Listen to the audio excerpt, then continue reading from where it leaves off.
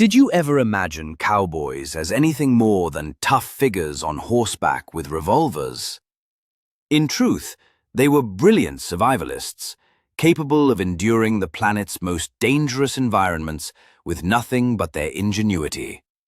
No GPS, no emergency kits, no outdoor stores, just pure knowledge that sustained them when all else failed. Are you ready to acquire abilities that make modern survival equipment seem like overpriced toys? Let's venture into the authentic Wild West. When a cowboy was thrown from his horse and suffered a broken arm 20 meters from the nearest settlement, he couldn't afford the luxury of calling for assistance. He had to become his own physician, utilizing whatever nature provided. Remarkably, these frontier doctors often achieved successful outcomes. For deep lacerations, cowboys would pack the wounds with spider webs. Although it sounds repulsive, spider silk is naturally antiseptic and accelerates blood clotting. They would locate a web, roll it into a ball, and press it directly into the injury. Bleeding typically ceased within minutes. However, infections were the real threat. A minor cut could become fatal if bacteria infiltrated it. Cowboys used honey when available, which possesses natural antibacterial properties, but more frequently they relied on pine pitch or sap from specific trees. This sticky substance sealed wounds and prevented infection more effectively than many contemporary treatments.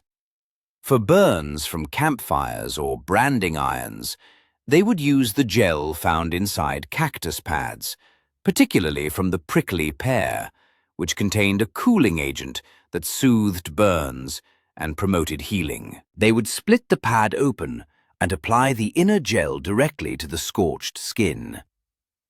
Broken bones demanded considerable skill. Cowboys fashioned splints from straight branches and secured them with strips of leather or cloth. The crucial factor was completely immobilizing the break while ensuring adequate blood flow. Too tight, and the limb would be lost. Too loose, and the bone wouldn't heal correctly. Here's something that sounds bizarre, but was effective. For severe pain, they would chew willow bark. Willow contains salicylic acid, essentially a natural form of aspirin. It wouldn't render you unconscious, but it dulled the pain sufficiently to allow movement. Snake bites were managed with an entirely different approach than depicted in Hollywood. Cowboys didn't incise and suck the wound, as this only hastened the venom's spread. Instead, they would immobilize the bitten limb, keep it below heart level, and seek assistance as quickly as possible. Simple, yet it preserved lives. For dislocated joints, experienced cowboys learned to reset them. Shoulders were the most common. They employed leverage and precise manipulation, often enlisting another cowboy to help pull in the correct direction. Agonizing, but essential when professional medical care was unavailable. Speaking of staying alive, none of these medical techniques mattered if one perished from thirst first. Discovering water on the prairie was the difference between survival and death. Water was paramount in the West. Going without it for 3 days would result in becoming buzzard fodder. But cowboys didn't need elaborate divining rods or metal detectors. They relied on something far more dependable: nature's own water indicators. First, they observed the wildlife. Deer trails invariably led to water. Bees never ventured more than a few miles from their hive, and hives required a nearby water source. Following bees at dawn or dusk would lead to a water source within an hour. Then there was the vegetation trick.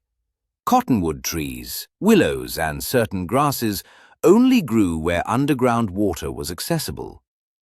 Cowboys could identify these plants from miles away and precisely where to dig. Sometimes, water was merely 3 feet down in areas that appeared bone dry on the surface. Here's the ingenious part. They would observe how morning dew formed on different plants. Heavy dew on specific vegetation indicated nearby underground water. They would dig in low spots near these plants and discover water while others were succumbing to thirst. But the most reliable method involved animal behavior at dusk. Horses, cattle, and wild animals all moved towards water as the day cooled. A cowboy could remain still for 30 minutes at sunset, observe the direction animals moved, and follow them directly to water. Ants served as another indicator. Certain species constructed colonies near water sources. Following an ant trail in the morning, when they were most active, often led to moisture within a quarter-mile. Some old-timers claimed they could detect water by its scent from a distance. It sounds unbelievable, but moisture in the air carried a distinct aroma, especially in desert regions where the nose adapted to extreme aridity.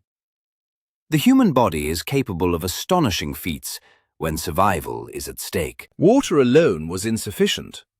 Finding it was merely half the battle. You also needed provisions, and cowboys possessed clever strategies for obtaining food without squandering precious ammunition. Cowboys couldn't always rely on chuck wagon meals. Sometimes you were days from camp with only your horse and your wits. Knowing how to forage meant the difference between returning and becoming part of the landscape. Small game was abundant if you knew how to capture it.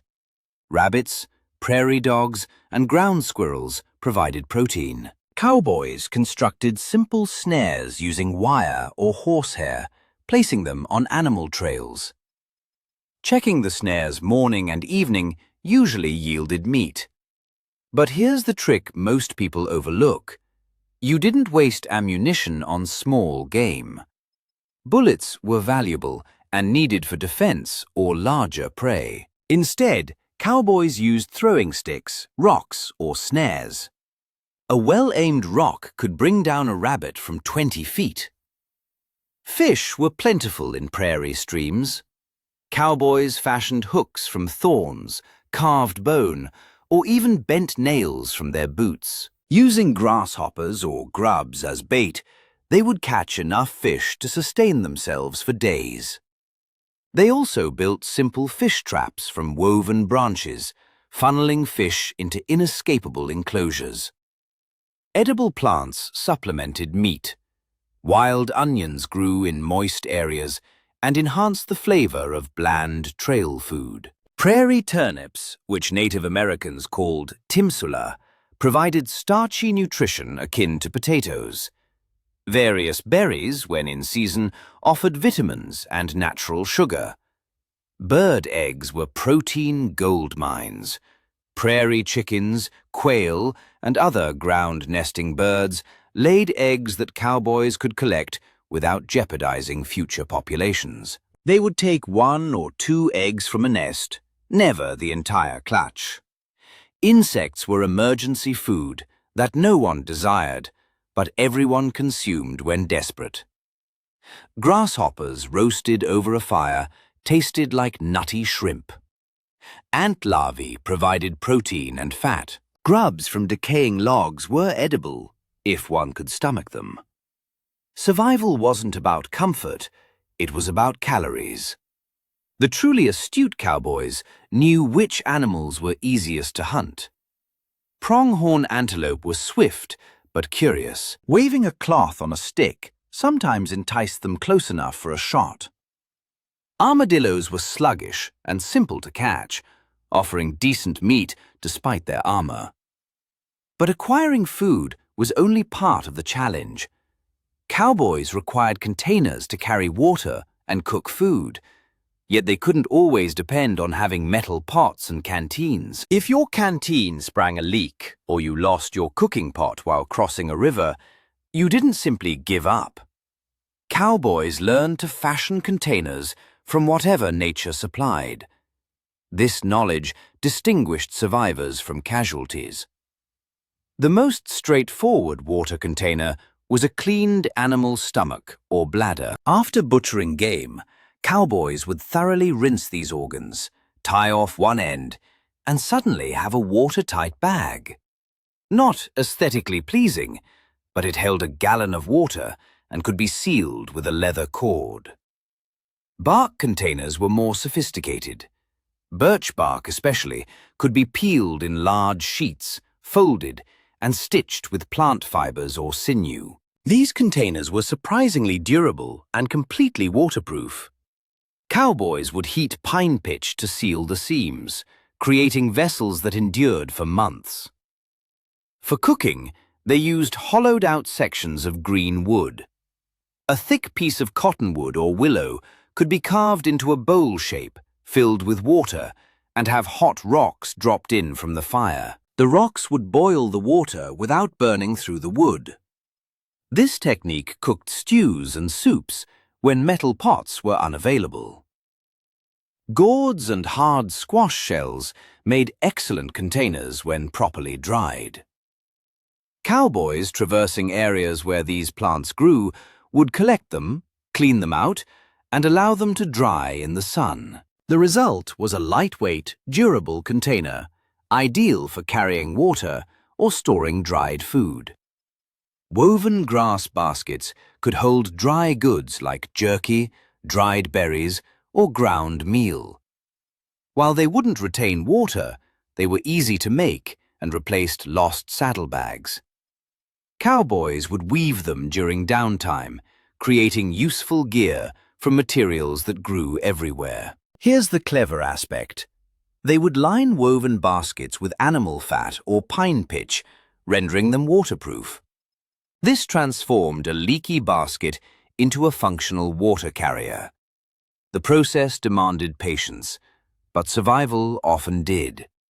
Clay containers were the most permanent solution. Cowboys would locate clay deposits near riverbanks, hand-shape vessels, and fire them in campfires.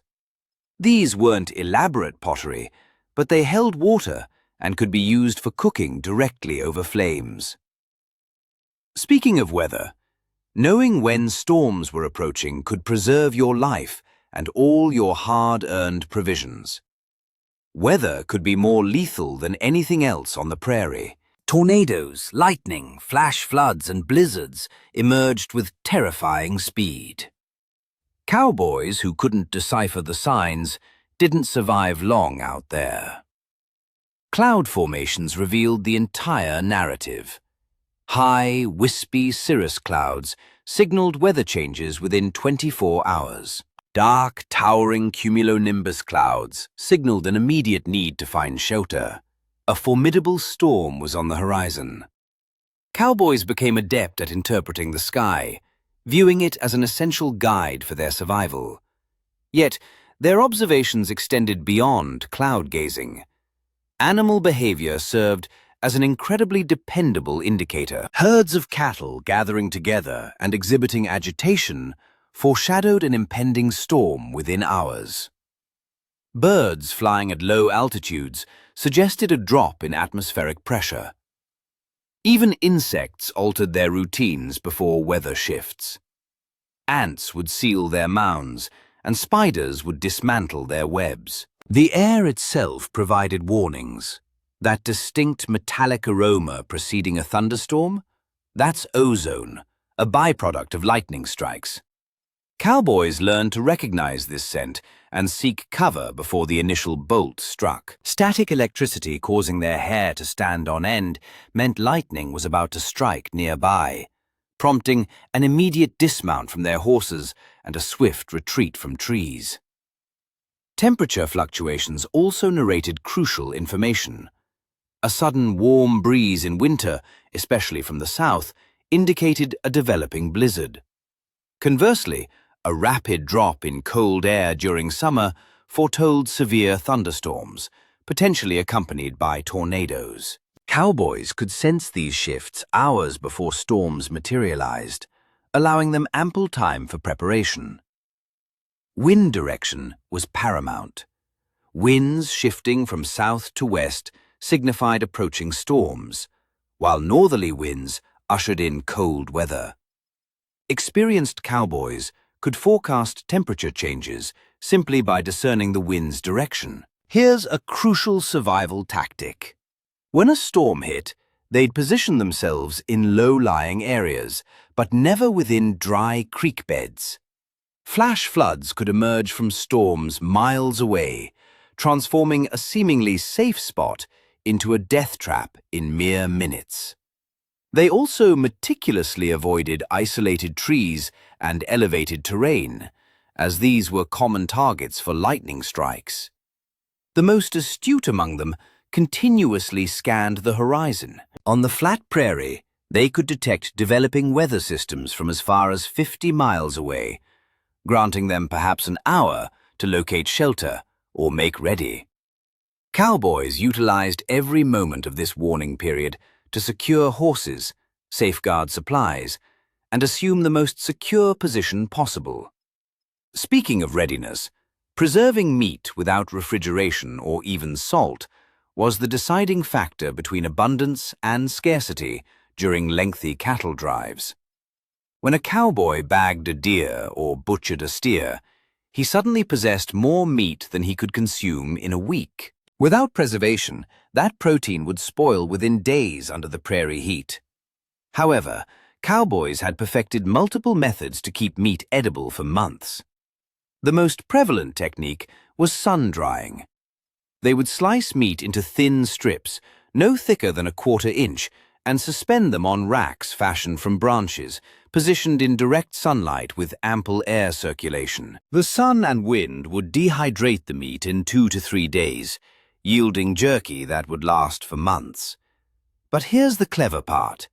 Salt wasn't always necessary if done correctly. The key was thinly slicing the meat and ensuring complete dryness. Any residual moisture would lead to spoilage. Cowboys would test jerky by bending it. If it snapped rather than flexed, it was dry enough for storage. Smoking meat proved even more effective in humid conditions where sun-drying was unreliable. They would ignite a small fire using green wood, which produced abundant smoke but minimal flame.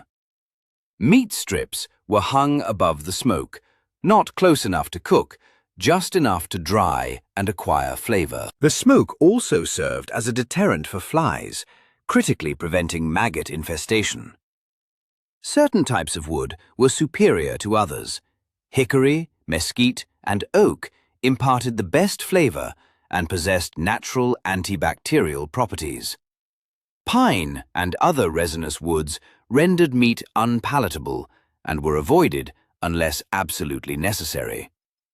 For extended storage, cowboys combined methods. They would first smoke the meat, then complete its drying in the sun. This dual process produced remarkably resilient jerky that could endure rain, heat, and rough handling within saddlebags. Pemmican stood as the ultimate survival sustenance. Cowboys acquired this knowledge from Native Americans. Dried meat was pounded into a powder, then mixed with rendered fat and dried berries, and subsequently packed into containers. This concoction provided comprehensive nutrition and remained viable for years without spoiling. A single pound of pemmican could sustain an individual for an entire day. The fat was crucial. It sealed out air and moisture while contributing calories. Cowboys would render fat from any slaughtered animal, conserving every drop for preservation. The principle of waste nothing governed their actions when survival was at stake. And when metal tools broke or were lost, cowboys also ingeniously fashioned essential implements from stones. If a knife snapped or an axe was lost while fording a river, simply ordering a replacement was not an option. Cowboys were compelled to create tools from whatever was available, and stone was ubiquitous on the prairie. Flint knapping wasn't merely ancient history. Cowboys regularly employed these techniques. Flint, chert, and obsidian could be skillfully shaped into razor-sharp cutting tools by striking them with harder stones. The technique demanded practice, but a proficient cowboy could produce a functional knife blade in under an hour. The process was straightforward, yet required precision. Find a suitable fine-grained stone without cracks, then use a harder stone as a hammer to flake off pieces from the edge. Each strike removed a thin shard, gradually forming a sharp edge. The resulting blade could skin game, cut ropes, and perform most tasks a metal knife could handle. For more strenuous work, cowboys crafted stone axes. They would locate a hard, dense stone, roughly the size of a fist, and use another stone to peck and grind a groove around its center. This grooved stone was then bound to a wooden handle with wet rawhide. As the rawhide dried, it shrunk and tightened, creating a secure attachment. These axes could effectively chop wood and process game. Scrapers for cleaning hides were even simpler. A flat piece of flint with one sharp edge sufficed for removing flesh and fat from animal skins. Cowboys carried these stone scrapers as backups even when they possessed metal tools, precisely because stone did not rust or break. Grinding stones were indispensable for processing plant foods.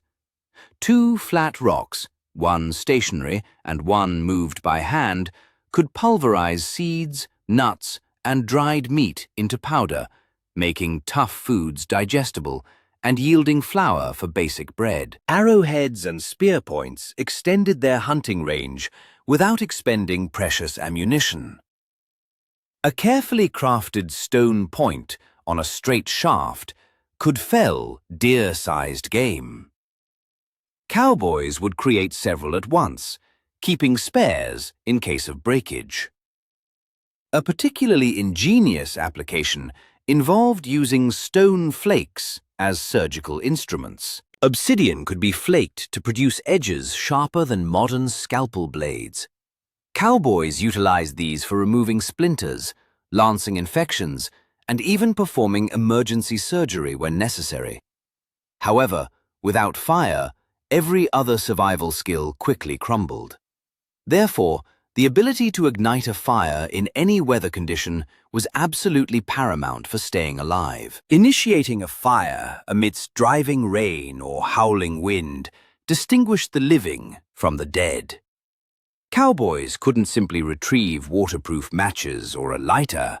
They had to grasp fire at a fundamental level and carry the appropriate materials. Preparation was key. Astute cowboys invariably kept a possibles bag containing fire-starting materials, meticulously protected from moisture. This included char cloth, essentially cotton fabric, burned in a low-oxygen environment until it turned black and readily caught sparks. They would strike steel against flint, directing sparks onto the char cloth.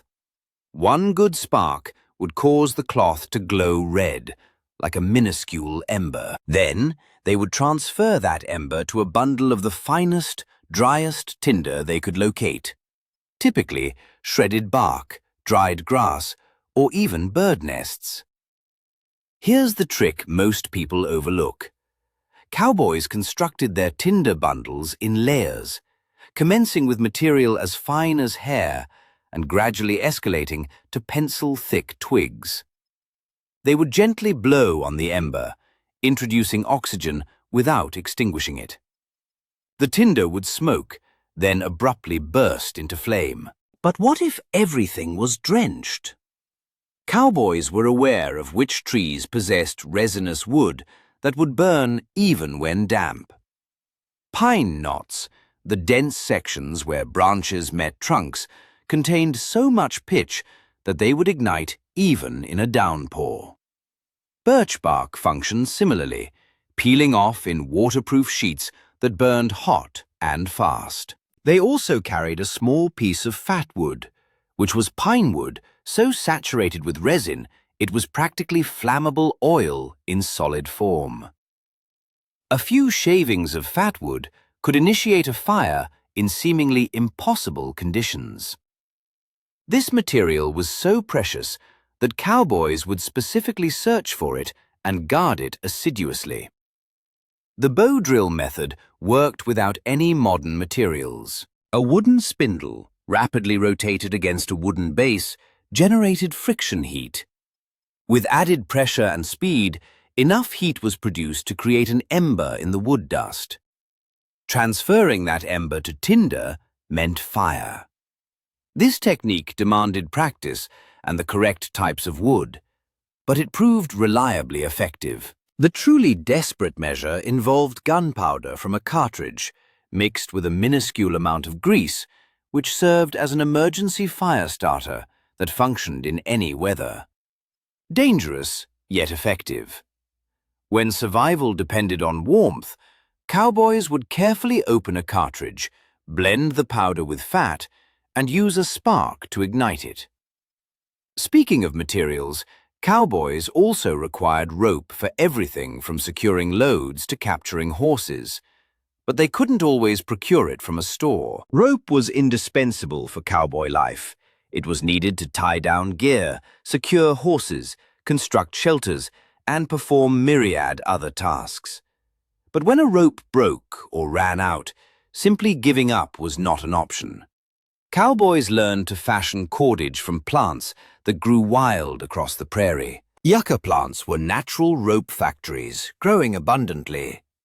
The long, fibrous leaves could be meticulously separated from their pulp by pounding them with stones. These fibers possessed remarkable strength, allowing them to be twisted into ropes that rivaled those crafted from hemp or cotton. The procedure, though straightforward, demanded considerable time. First, yucca leaves were gathered. Then they were pounded until the fibers detached. Following this, the fibers were left to dry. Once parched, several fibers were twisted together in one direction. Next, two of these twisted bundles were twisted together in the opposing direction. This counter-twisting technique created a robust rope that resisted unraveling. Dogbane and milkweed plants also yielded similar fibrous stalks, ideal for crafting cordage.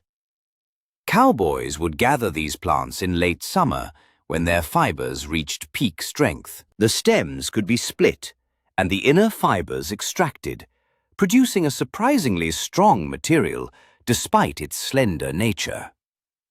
Willow bark, easily stripped in lengthy sections, could be twisted into temporary rope for immediate needs. While it lacked the resilience of yucca or dogbane, it sufficed for lighter tasks and could be fashioned in minutes rather than hours. For maximum strength, cowboys would braid multiple strands together. 3-strand braids were common, but some would weave 4 or even 6 strands for critical items like lariats. More strands translated to greater strength and longevity. Animal products also served this purpose. Rawhide strips, spirally cut from a single hide, produced exceptionally long and sturdy ropes. Sinew, extracted from an animal's spine, could be dried and twisted into thin but extraordinarily strong cordage, perfect for stitching or binding. Hair from horsetails and manes could be braided into rope, offering both strength and pliancy. Cowboys would gather shed hair over time, then braid it during their leisure. These hair ropes were highly valued for their durability and frequently employed for bridles and reins. The most resourceful cowboys would treat their plant fiber ropes with animal fat or beeswax. This waterproofing significantly extended the rope's lifespan and prevented decay. A well-crafted and treated yucca rope, with proper care, could endure for years. However, plants were not solely useful for rope. They could also be life-sustaining. Knowing which ones were edible in an emergency could be a lifesaver when hunting proved unfruitful and provisions ran out. Sometimes hunting expeditions failed. Sometimes supplies were lost. Sometimes one simply became separated from their group, with only the clothes on their back. In these dire circumstances, knowledge of emergency plant foods meant the difference between survival and starvation. Cattails were the prairie's natural grocery store. Every part was edible at different times of the year. In spring, the young shoots, tasting like cucumbers, could be consumed raw. The pollen could be collected and used as flour. The roots could be processed into starch. A single cattail marsh could sustain a person for weeks. Prickly pear cactus offered both sustenance and hydration. Its pads could be carefully deseconded, then roasted or eaten raw. They possessed a slightly sour taste, but provided moisture and nutrients. The fruits, known as tunas, were sweet and rich in vitamins. Cowboys would consume these whenever they encountered them. Acorns from oak trees were plentiful and highly nutritious, yet required preparation. Raw acorns contained bitter tannins that could induce illness. Cowboys would shell and crush them, then soak the meal in flowing water for several hours. This process leached out the tannins, yielding nutritious flour that could be cooked into mush or cakes. Wild onions and garlic thrived in moist areas and were easily identified by their distinct aroma. These offered flavor and nutrition, in addition to possessing natural antibiotic properties. Cowboys would eat them raw or incorporate them into their cooking. Dandelions, often considered weeds by most, were entirely edible. Young leaves made acceptable salads. Roots could be roasted and ground into a coffee substitute. Even the flowers were edible. These ubiquitous plants provided a dependable source of emergency food. Pine nuts from piñon pines were calorie-dense and delectable. Cowboys would gather them in the fall when the cones opened. A handful of pine nuts delivered substantial energy and could be eaten raw or roasted. Mesquite beans were another essential food source. These could be ground into a sweet flour for nutritious cakes. Native Americans had utilized mesquite for millennia, and cowboys adopted their techniques. The beans were available in late summer and could be stored for months. But here lay the crucial knowledge. Cowboys also understood which plants were deadly. Hemlock, appearing similar to wild carrot, caused paralysis and death. Gelsemium caused hallucinations and could prove fatal. Knowing what to avoid consuming was as vital as knowing what was safe. Speaking of safety, surviving frigid nights without blankets or sleeping bags necessitated techniques that leveraged the earth itself as a heating element. When temperatures plunged below freezing and shelter was absent, cowboys did not simply resign themselves to fate. They employed methods that transformed the frozen prairie into tolerable sleeping conditions. While not luxurious, these methods ensured survival. The ground bed technique was ingeniously simple. A trench, approximately a foot deep and 3 feet long, was dug. A fire was built within and allowed to burn for several hours until the ground was thoroughly heated. Then the coals and ash were removed. The warm earth was covered with a thin layer of dirt, and one would sleep on top. This heated ground radiated warmth for hours, transforming the frozen prairie into a surprisingly comfortable bed. Cowboys referred to this as a ground bed, and it saved countless lives during unexpected cold snaps. The key was judiciously assessing the heat. Too hot, and one risked burns. Insufficient heat, and one would freeze by midnight. They would also position themselves near large rocks that had absorbed solar heat throughout the day. These natural heat reservoirs slowly released warmth through the night. Combining a heated ground bed with a sun-warmed boulder at one's back enabled survival on nights that claimed unprepared travelers. Insulation was the other critical factor. Dried grass, leaves, and even tumbleweeds provided excellent insulation when stuffed inside clothing or piled around a sleeping area. Cowboys would literally envelop themselves in plant material, creating a natural sleeping bag that trapped body heat. The most astute would carry a piece of canvas or oilcloth, not for shelter, but to lay over their ground bed. This trapped the rise in heat, creating a microclimate that could be 20 degrees Fahrenheit warmer than the surrounding air. Body position also mattered. Curling into a tight ball minimized heat loss. Keeping the head covered was vital, as most body heat escapes through the head. Cowboys would wrap their heads in spare clothing, or even their saddle blankets. Group sleeping was the ultimate cold-weather survival strategy. 2 or 3 cowboys sleeping in close proximity shared body heat and significantly improved everyone's chances of survival. Pride yielded to necessity when freezing to death was the alternative. Fire management throughout the night was an art. A large fire burned intensely but expired quickly. Cowboys would construct a long fire parallel to their sleeping area, using slowly burning logs. This provided consistent heat for hours without constant tending. If one was lost or injured, the ability to signal for rescue could be the difference between being found and perishing alone on the prairie. Becoming separated from one's group or sustaining injury in remote areas was a death sentence unless someone could locate them. Cowboys devised signaling methods effective over vast distances without modern equipment. Smoke signals were the most efficient daytime communication. 3 fires arranged in a triangular pattern constituted the universal distress signal. The smoke could be observed for miles across the flat prairie. Cowboys would add green branches or damp grass to generate thick white smoke that contrasted sharply with the sky. The objective was to make the smoke as dark or as white as possible for maximum visibility. Dry grass produced light smoke.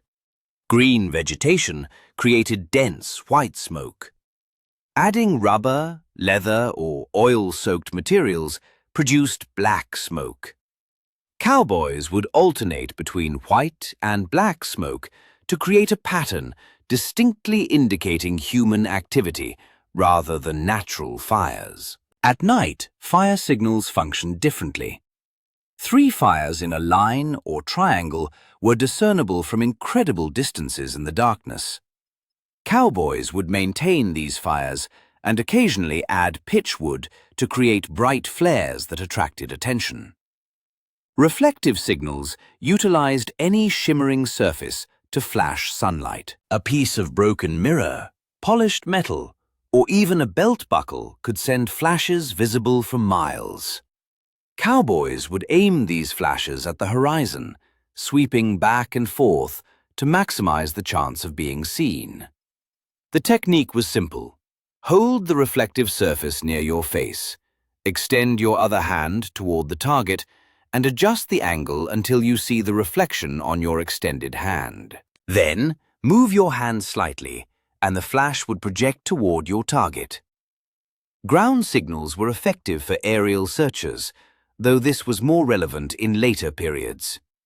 Cowboys would arrange rocks, logs, or disturbed earth into large X patterns or SOS letters.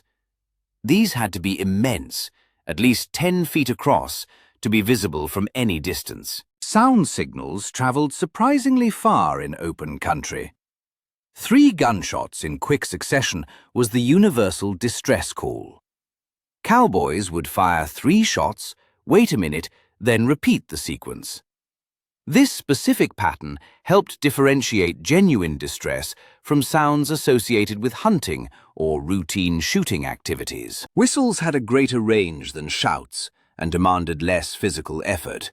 Cowboys employed their fingers or crafted wooden whistles to produce sharp, loud sounds. 3 brief, regularly repeated blasts signaled an emergency. Marker trails were crucial for rescuers to track your movements. Cowboys would snap branches at eye level, arrange rocks in unusual formations, or etch arrows into the soil. These markers indicated your direction of travel, assisting searchers in locating you. The paramount rule was to remain static once you had signaled. Moving made you significantly harder to find. Cowboys would signal and then await assistance at that precise spot, continuing to signal periodically until help arrived. Locating water was one challenge, but collecting and transporting it without proper containers necessitated ingenious methods. You could find water by following animal trails and observing plant growth. But what if your canteen was lost?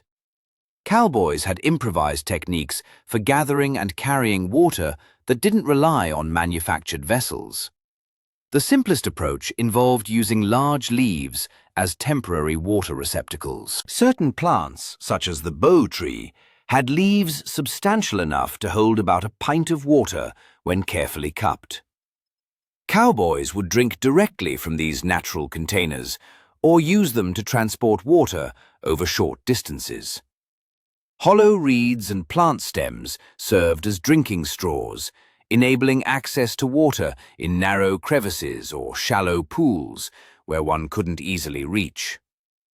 By cutting a reed and clearing its pith, a functional straw was created, allowing access to otherwise unreachable water sources. Dew collection offered a water source when streams were absent.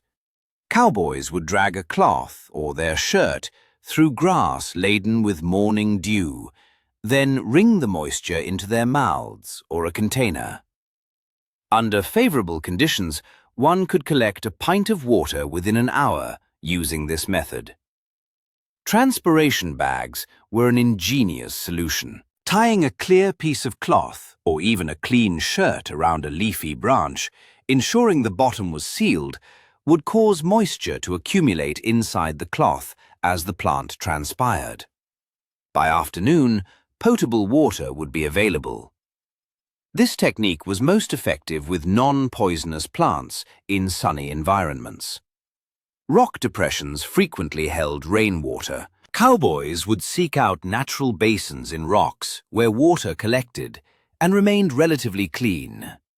These natural cisterns could retain gallons of water for days following rainfall. Digging for water in arid creek beds often proved successful. Even when the surface was parched, water frequently flowed underground. By digging in the outer bend of a dry creek, typically the lowest point, water would often seep into the hole within an hour. Solar stills, though more advanced, were highly effective. A hole would be dug, a container placed in its center, and the hole covered with a cloth or piece of bark.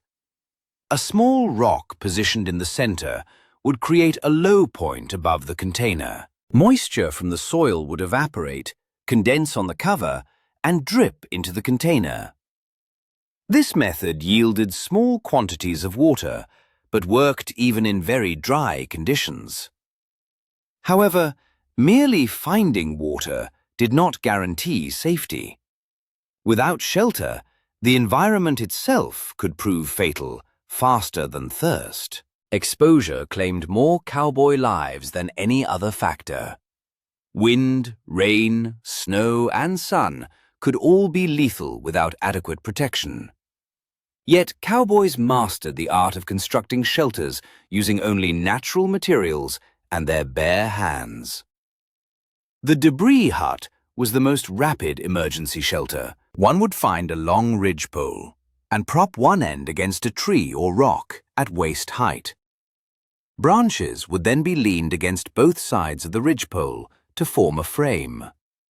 Leaves, grass, and other plant matter would be piled over the frame, creating a thick layer at least 2 feet deep. This insulation trapped air, keeping the occupant dry and warm. The entrance was kept small to conserve heat. Cowboys could erect a basic debris hut in under an hour, offering surprisingly good protection from wind and rain. Lean-to shelters were built when more time was available. 2 trees, approximately 6 feet apart, served as supports. A horizontal pole was lashed between them at shoulder height. Branches were then leaned from this pole to the ground at a 45-degree angle. These were covered with bark, grass, or leafy branches. A fire built in front of the opening would allow the lean-to to reflect heat back while blocking the wind. Rock overhangs and caves provided immediate shelter, but demanded caution. Cowboys would thoroughly inspect for animal inhabitants before settling in. They also steered clear of areas with unstable overhead rocks or signs of flooding. Dugout shelters were effective in regions with soft soil. Digging into a hillside or bank created a cave-like space. The excavated earth was then used to construct walls around the entrance. The top was covered with branches and more dirt. These shelters were exceptionally warm in winter and cool in summer. Grass huts utilized bundled grass tied to a frame. Cowboys would gather large quantities of tall prairie grass, bind them into bundles, and attach these to a dome-shaped frame made from bent branches. The overlapping grass bundles shed water like shingles and provided excellent insulation. Snow shelters were life-saving during blizzards. Digging into a snowdrift created a small cave, with the entrance positioned lower than the sleeping area. Body heat would warm the interior, while the snow blocked the wind. Cowboys would create a small ventilation hole to prevent carbon dioxide buildup. Windbreaks represented the minimal form of shelter. Stacking rocks, logs, or even piling up dirt created a barrier against prevailing winds. Combined with a fire on the protected side, this simple structure enabled survival in otherwise deadly conditions. The essence of all these shelters was the understanding that insulation and wind protection were more critical than elaborate construction. A quickly built, crude shelter surpassed a perfect one that led to freezing to death during its completion. Regarding finding one's way, the final crucial survival skill was navigating across hundreds of miles of undifferentiated prairie without instruments. Getting lost on the prairie was a death sentence. Everything appeared identical for vast distances, but cowboys possessed numerous navigation methods that worked day or night, in any weather, relying solely on observation and knowledge. The sun was the obvious starting point, rising in the east and setting in the west. However, experienced cowboys understood it wasn't that straightforward. The sun's path shifted with the seasons. In summer, it rose in the northeast and set in the northwest. In winter, southeast and southwest, and they adjusted their navigation accordingly. At night, the North Star served as their GPS. Locating the Big Dipper, then extending an imaginary line from the 2 stars at the end of the cup upwards approximately 5 times that distance, would lead to Polaris. This star remained stationary, always indicating true north, enabling cowboys to navigate accurately even on the darkest nights. Intriguingly, they also used the moon. A full moon rose in the east at sunset and set in the west at sunrise. A first quarter moon at sunset indicated south. These patterns repeated reliably, providing cowboys with multiple navigational aids. During the day, they employed the shadow stick method. A stick was planted in the ground, and the position of its shadow tip was marked. After 15 minutes, the new shadow position was marked. The line connecting these two marks ran east-west, simple geometry effective anywhere. Wind patterns also offered reliable clues. Prevailing winds across most of the west typically originated from the southwest. Trees and bushes grew bent away from the constant wind. Cowboys could discern direction simply by observing vegetation, even on overcast days when the sun was hidden. They also committed landmarks to memory: a distinctive rock formation, a solitary tree, a particular hill. These mental maps encompassed hundreds of miles. Cowboys perpetually noted landmarks, constructing a mental image of the terrain that allowed them to backtrack or navigate to specific locations. Animal trails often led to water or connected feeding and bedding areas. Following these trails could lead to resources or help maintain direction when other methods failed. Deer, in particular, traveled in relatively straight lines between areas. Stream and river flow provided directional information. Most rivers in the West generally flowed eastward toward the Mississippi or westward toward the Pacific. Knowing which watershed one was in indicated the direction of water flow and aided in orienting travel. Truly experienced cowboys could navigate by feel. They would notice subtle slopes and terrain, remember the direction of water drainage, and use these clues to maintain their bearing even in complete darkness or fog. So, there you have it. 15 survival skills that sustained cowboys in one of Earth's most unforgiving environments. No sophisticated equipment, no modern technology, just knowledge passed down and painstakingly acquired through experience. It makes one ponder what we have forfeited in our pursuit of convenience, doesn't it? These were not merely survival tricks. They embodied a comprehensive approach to understanding and collaborating with nature, rather than opposing it. Perhaps it is time we rekindled some of these lessons before they are entirely lost to memory.